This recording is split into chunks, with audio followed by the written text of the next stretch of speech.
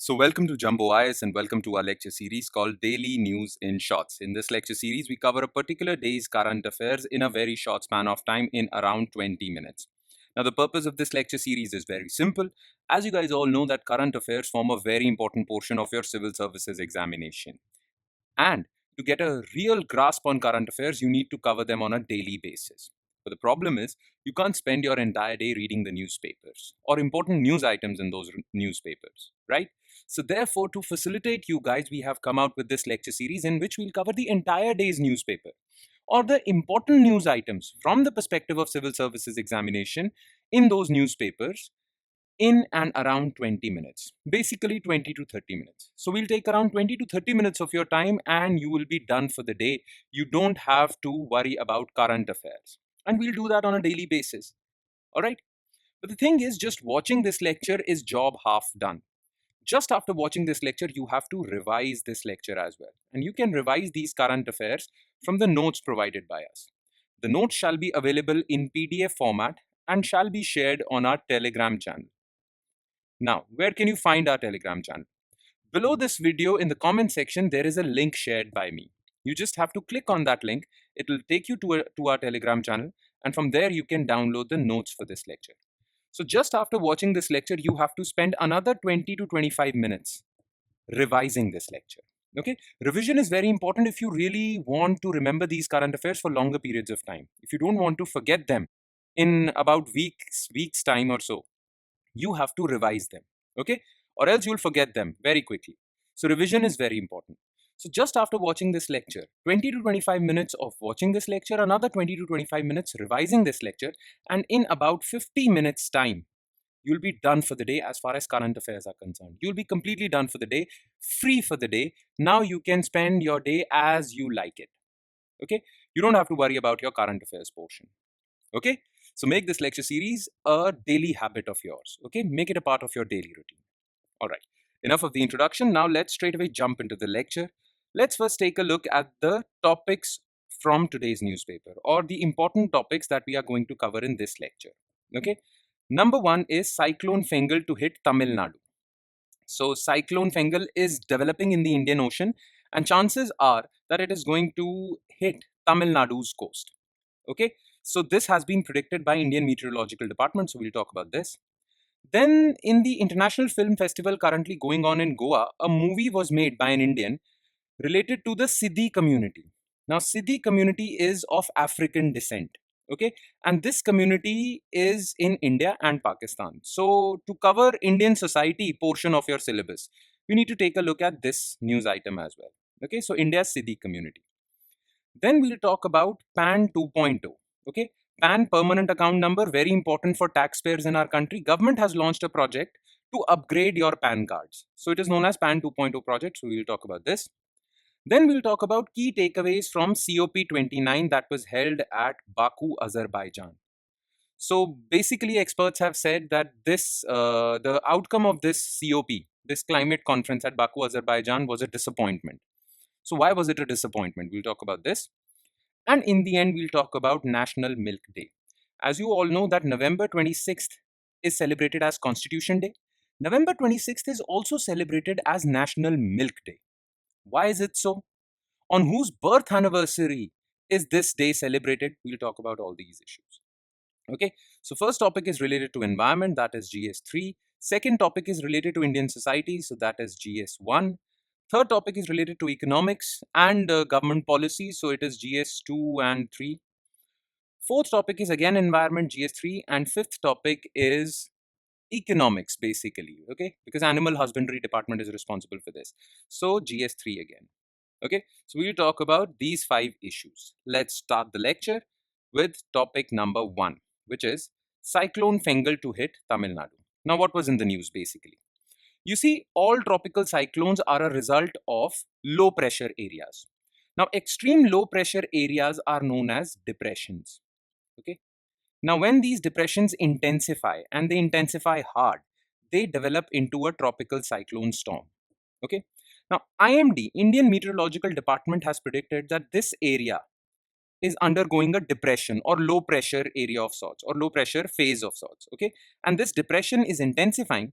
Soon this depression will develop into a tropical cyclone storm, and it will move westwards and hit Tamil Nadu coast. It will also hit Sri Lankan coast also. Okay. Now, in our previous current affairs lectures, we have talked about tropical cyclones. We have talked about Cyclone Dana. We have also talked about cyclones that hit Caribbean islands when the Indian cricket team was playing there for the World Cup, right? So we have talked enough about tropical cyclones. So this particular lecture won't focus on the science behind tropical cyclones. What this particular lecture is going to focus on is that how are cyclones named? Okay, this cyclone is called Cyclone Fengal, and this name was given by Saudi Arabia. Okay, previous cyclone that hit Odisha's coast was called Cyclone Dana. Okay, and that name was given by Qatar. Now, these names are given by different countries. So, what is the naming process, or how are these tropical cyclones given names? This is what we'll focus on. Okay, but before getting into that, this last point that you should also know, this is the second cyclone in the post monsoon season. Okay, so this is the second cyclone to hit India in the post monsoon season. First one was Cyclone Dana, which reached severe category status, okay, in late October. And this cyclone, which hasn't developed yet, but IMD is predicting that it will develop, and it will be called Fengal, and it will hit the Tamil Nadu coast. Now, what is the procedure behind nomenclature of cyclones? Okay, so naming cyclones is not so complicated. Basically, World Meteorological Organization (WMO), which is United Nations Specialized Agency. So, World Meteorological Organization has created a process following which you'll be able to name different cyclones. Now, what does World Meteorological Organization says? So the process of determining names for tropical cyclones is conducted by the relevant tropical cyclone regional body of WMO at its annual or biennial session. Okay, so WMO is an international body. Under it, there are 5 regional bodies catering to different regions of the world where tropical cyclones exist. Okay, one such region is Caribbean islands, the other region is Indian Ocean. Okay, so the WMO affiliated or WMO's regional body that is related to Indian Ocean or that works in Indian Ocean is called WMO SCAP. Now, SCAP stands for Economic and Social Council of Asia Pacific. Okay, Economic and Social Council of Asia Pacific. So, WMO SCAP is the regional body of WMO, and it is responsible for giving or creating a process to name different cyclones in the Indian Ocean region. And it does that in its annual or biennial sessions. Okay, so what happens is that currently WMO SCAP has 13 countries as its members. Okay, these 13 countries are from the Asia Pacific region, particularly Indian Ocean region, like Bangladesh, Sri Lanka, Saudi Arabia, Iran, Qatar, Oman, all these countries that border Indian Ocean. Okay, so these 13 countries are members. Okay, now these 13 countries have submitted names for these cyclones. Okay, and they have submitted these names from their local cultures. Okay, from their local languages. So these names have been submitted to WMO SCAP, and whenever a cyclone comes, a name is chosen from that list submitted by these 13 countries. Okay, and on rotational basis the name is given to every cyclone. Okay, so each country of this group suggests names, and the final list is prepared by WMO SCAP panel on tropical cyclones. So from this list, a list is prepared. Okay, 13 suggestions are given by each country. So 13 suggestions by all these 13 countries. So basically 169 names have been collected, and in proper chronology, these names are given. So the previous name was Dana, the next cyclone would be named Fengal, and that is the case. Okay. Now, the thing is, well, you should have some information regarding WMO also. So we'll talk about that. So WMO was established in 1950. Okay, it is a specialized agency of UN responsible for meteorology, that is weather and climate, operational hydrology, that is related to oceans, and geophysical sciences, that is related to earth and its internal structure.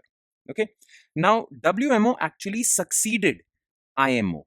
Okay, IMO was established in 1873.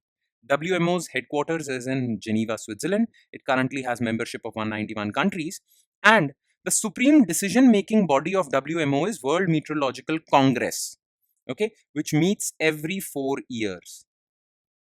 and all 191 members take part in this World Meteorological Congress. Okay, then the day-to-day functioning. Okay, because WMC, this Congress meets every 4 years to give the general policy direction. Okay, the annual working is handled by an executive council of 36 members, and the day-to-day functioning administrative role is handled by the secretariat. Okay, so these are the three organs of WMO: World Meteorological Congress, which is the highest decision making body, and it meets every 4 years. Then Executive Council, which meets annually and gives general policy direction, and Secretariat for administrative work. All right.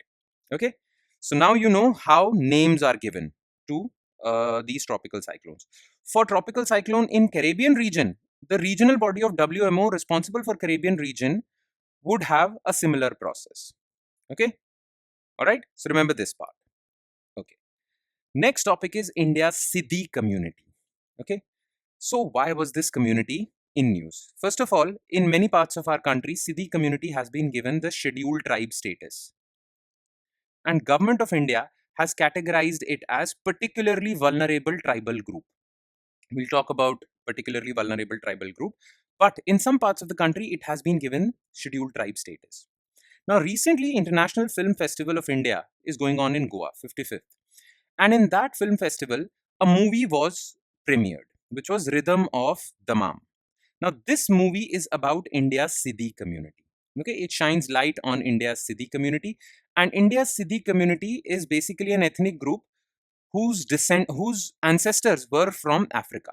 So many Africans, Eastern Africans, Ethiopia, Somalia, Kenya, many of these people came to India way back during the medieval history time, okay, 7th century to 16th, 17th century. So many of their ancestors came from East Africa to India, and these people are the descendants of these Africans. So that is why these are also referred to as, Siddhis are also referred to as Afro-Indians. Okay. Now, some of them were brought in as slaves by the Portuguese and Delhi Sultanate kingdoms. Some of them voluntarily came to India. Okay. And they populated different parts of our country. Karnataka basically hosts the largest population of Siddhis, but they are in Gujarat, Maharashtra, Rajasthan, even in Pakistan also. Okay. So who are these Siddhis? So they have other names as well: Siddhi, Siddhi, Shedi, Habshi. They are an ethnic group which have inhabited India and Pakistan, and they have descended from Bantu people or Bantu tribes of Eastern African regions. Okay, the first Siddhi, as per some scholars, this is not foolproof, but as per some scholars, the first Siddhis arrived in India through Gujarat's Bharuch port in 628 AD.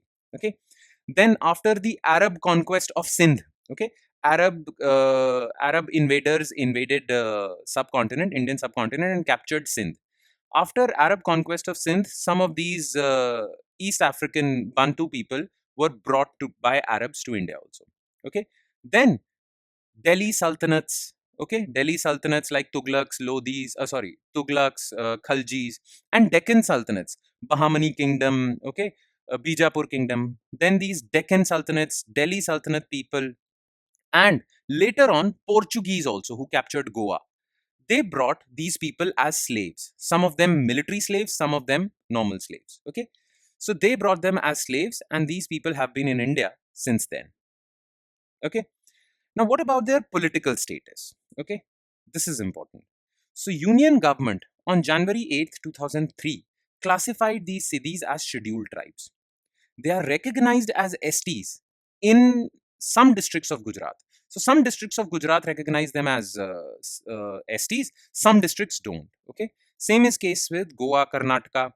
Siddhis of Uttar Kannada district are only recognized as STs, not others. Okay, and UT of Daman and Diu, because Daman and Diu, Goa were captured by Portuguese, and Portuguese brought them also. Okay, now Center in 2003 classified them as STs. Okay, now how is ST status given? As per Article 342, Clause 1 of Indian Constitution, the President, it is the job of the President, that is the central government, with respect to any state or UT, after consultation with the Governor, by public notification, will specify a tribe as ST. And that tribe will be recognized as ST in that particular state only, not all over India. Okay, so it will get reservations in that particular state as well as some central schemes, because President has announced that. But this is the constitutional provision with respect to declaring a particular tribe as ST. Okay. Now, central government has also categorized them as PVTG, particularly vulnerable tribal groups. Now, who are PVTGs? Okay. Now, there are some tribes that are well to do in India, but there are various tribes that are extremely backward. In some sense, they say that some tribes in India that are still living in Stone Age. Okay, they haven't modernized at all. So these groups are classified as particularly vulnerable tribal groups by Indian government. Okay, the most vulnerable. Now, till date, government has identified 75 tribes as PVTGs. Okay, one among them is Siddhis.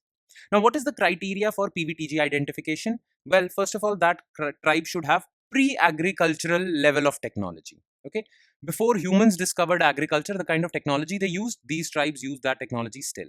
Low level of literacy, economic backwardness, and stagnant or declining population. So, if a particular tribe fulfills all these four criteria, it can be classified as PVTG, and then it can take advantage of certain government schemes. Okay, so that's it. Now let's quickly jump to topic number 3, which is PAN 2.0. You all are familiar with PAN cards. PAN cards are issued by Income Tax Department and they are issued to all taxpayers. In fact, if you want to file your income tax return, it is mandatory for you to have a PAN card. Now, government wants to add more technological tech features in these PAN cards. Okay, so that is why government has launched PAN 2.0. Okay. Now, what is PAN? Full form is permanent account number. It is a 10-digit alphanumeric number issued by Income Tax Department under Section 139A of Income Tax Act. It is compulsory for income tax return. PAN 2.0 is basically an e-governance project that would add more tech features. Okay, it will make it more technological savvy to have these PAN cards. Okay, so now the new PAN cards would be issued as PAN 2.0, or basically the new PAN cards would have all these tech features. But the government has clarified that people holding the old PAN cards, those old PAN cards shall still remain valid until you want to renew them or upgrade them. And upgradation is free of cost. Okay. Now, what are the key features of these new PAN cards? First of all, this entire project costs around 1435 crore. Okay. And it will bring tech upgrades to PAN cards, like now it will have a QR code. This PAN card would make or enable you to file your income tax returns and many other things completely online. Okay. And there are other numbers that businesses have to take apart from PAN. Okay. Businesses have to take PAN. If businesses have employees and they deduct from their salary TDS, okay, if they deduct TDS from their salary, then they need to have TAN. Okay. They need to have TIN number also if they are paying GST. So all these different numbers businesses need to have. Now, this new PAN 2.0 would merge all of this. So now businesses don't need to have these three different numbers, these three different cards. One PAN card would be linked to all of this, and that would be enough. So merger of all existing identification numbers to make PAN as the common identifier. Again, this is done to make it easy to pay taxes, and ease of doing business would also be made easy. Okay. Plus, the entire data of all Indians having PAN cards would be stored in a PAN data vault system, which would have high-tech cybersecurity and protection systems, which would deal with the problem of data leakage. Okay, so these are the key features. Now, what are the benefits? Well, first of all, businesses don't need to have different numbers. PAN, TAN, TIN, all of that would be combined. Now, what is a TAN number? What is a TIN number? You can take a look at from the notes. Okay, this information, this definition of TAN and TIN would be given in your notes. Then this entire process would be made online. Okay, so it would actually save a lot of paper. Physical paperwork would get reduced. So sustainable lifestyle basically. Then ease of paying taxes increases, and advanced data security technologies would be implied in this data vault system. Okay, which would actually ensure data privacy. So all of these benefits are stand to get accrued to these taxpayers through this PAN 2.0 project. All right. Okay. Next is the disappointing summit of COP29 at Baku, Azerbaijan. Okay. Now, the main purpose of COP29 at Baku was to come out with a mechanism for climate finance. And what is climate finance? You see, rich and industrialized countries have a lot of money and they can easily tackle the problem of climate change. But developing countries don't have that technology to tackle climate change or adapt to climate change, or the money to tackle that. Okay. So, a mechanism was created under which developed countries would contribute money that would be used by developing countries to transition to clean energy technologies so that they can fight against climate change and they can adapt also against climate change. Okay. Now, earlier the mechanism was that 100 billion per year would be contributed by rich and industrialized nations for use by developing countries. Now, that was considered not enough. Climate experts said that if you really want developing countries to fight against climate change, you need to give them 1 trillion per year. But developed countries think that that's a lot of burden, and they have just promised 300 billion, not 1 trillion, which is way short of the target. The target is that if you really want to prevent global warming, you need to provide developing countries with 1 trillion, but that is not happening. In fact, they have just tripled their existing situation. And 300 billion is not at all enough. This won't be enough for developing countries to transition, and this won't be enough for stopping climate change. Now, why is this a problem? Why have developed countries stopped, or why have developed countries not, or why are developing countries not paying enough? And why is it the responsibility of developed countries only to pay? Okay, so let's talk about this issue. Why is there a deadlock between developed and developing countries? So, look, under the entire climate change architecture of UNFCCC, United Nations Framework Convention on Climate Change, okay, under this architecture, it was found that global warming is because of carbon dioxide emissions. And historically speaking, most of the carbon dioxide till now has been emitted by developed countries, rich countries. Because industrial revolution happened in Britain, America, and these European countries. So historically speaking, though now China is the biggest emitter, but historically speaking, they have emitted the most greenhouse gases, which is causing global warming now. So therefore, under this architecture that was established by UNFCCC, the responsibility of fighting climate change was primarily put on rich countries. And what was that responsibility? They were given more strict targets to reduce greenhouse gas emissions, and it was made obligatory for them to provide money to developing countries to transition to clean technologies. Okay, so because of this historic responsibility, or as they say, polluter pays principle, because historically rich and developed countries have polluted the most, so it is their responsibility to pay developing countries now to stop climate change, and it is their responsibility to reduce greenhouse gas emissions more than developing countries. Okay, so the entire onus of fighting climate change was put on these 40, around 40 countries which were categorized as rich countries. Now these countries have started to raise some issue now. They are saying that why is it our responsibility alone? Now we are not that much polluting. Now China and India are polluting a lot.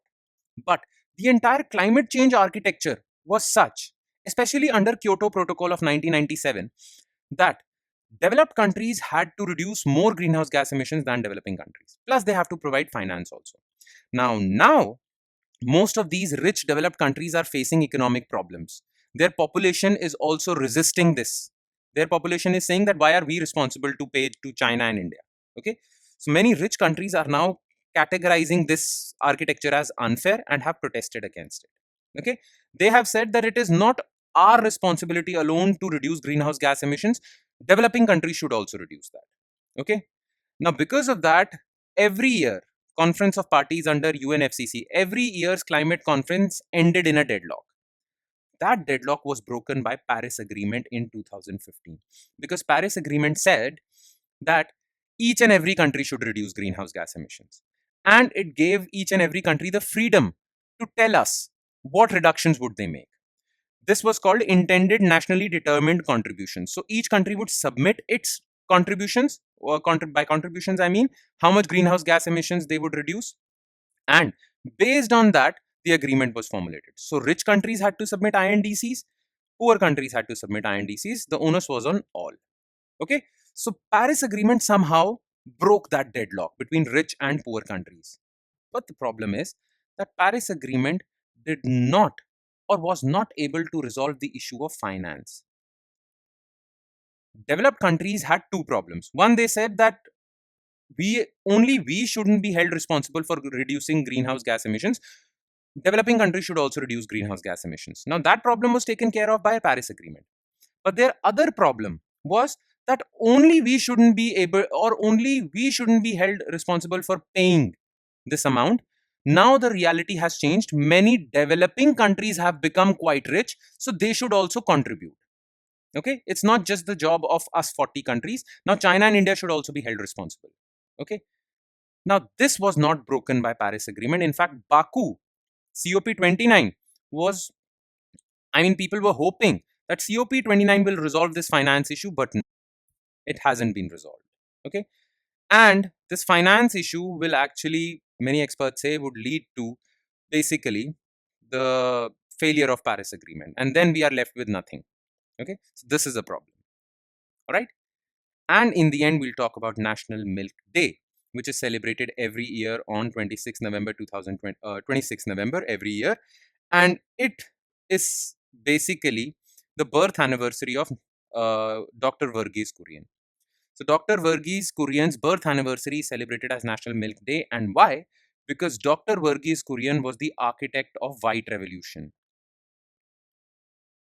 Okay?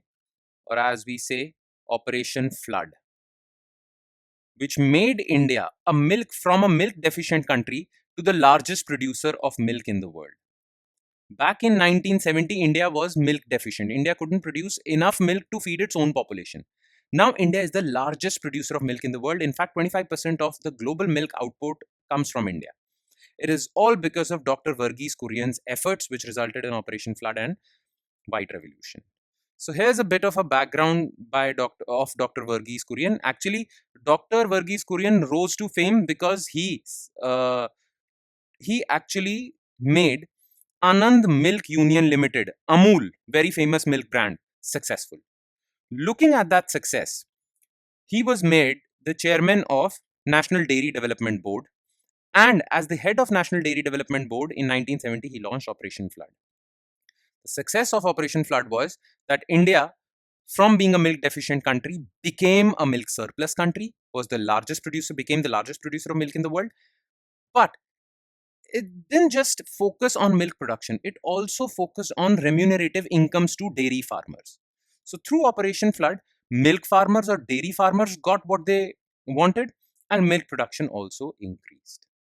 Okay, so that is all. With that, we conclude today's current affairs. Please, please, please do not forget to revise these current affairs, because only through revision only you will be able to remember these current affairs or permanently etch these current affairs in your memory. Okay, so please do not forget to revise. On that note, I'll be signing off. Thank you so much for watching, everyone, and I'll see you next time with next day's current affairs. Thank you.